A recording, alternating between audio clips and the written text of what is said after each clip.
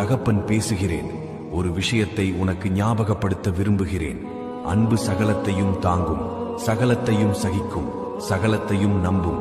அன்புக்கு பொறாமை இல்லை. அன்பு பிறரை காயப்படுத்தாது. உன்னிடம் அன்பு இல்லை என்றால் நீ என் பிள்ளையாவதற்கு தகுதி இல்லை என்பதை எப்பொழுதுமே மறந்துவிடாதே. எனது அன்பு உடையவனாயிருங்கள். இவைகளில் அன்பே பெரியது.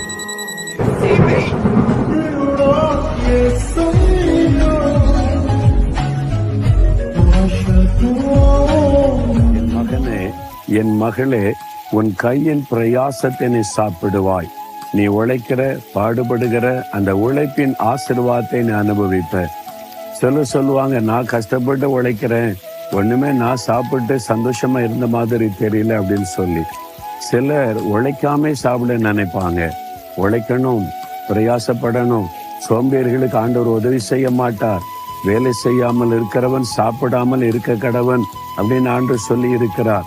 கையின் பிரயாசம், நம்ம கடினமா உழைச்சி பிரயாசப்படும் போதுதான் அதுதான் நமக்கு ஆசீர்வாதமா இருக்கும். விசுவாசத்தோடு சொல்லுங்க, ஆண்டவரே, நான் கடினமா உழைப்பேன், சோம்பேறியா இருக்க மாட்டேன். என் பிரயாசத்தின் பலனை எனக்கு தந்து எனக்கு நன்மை தருகிறீர். என்னை பாக்கியவானாய் பாக்கியவதியாய் ஆசீர்வதிக்கிறீர். ஸ்தோத்திரம்னு சொல்லுங்க. அந்த ஆசீர்வாதம் உங்களுக்கு உண்டாகும். வந்தீரே நன்றி ஐயா, தெரிந்து கொண்டீரே நன்றி ஐயா, தேடி வந்தீரே நன்றி ஐயா, தெரிந்து கொண்டீரே நன்றி ஐயா. நன்றி நன்றி இடைவிடா நன்றி உமக்குத்தானே, இணையில்லா தேவன் உமக்குத்தானே. தோல்வியின் ஆழங்களில் மூழ்கி போனவன் நான், வாழ்ந்திடும் நோக்கம் தன்னை இழந்து போனவன் நான்.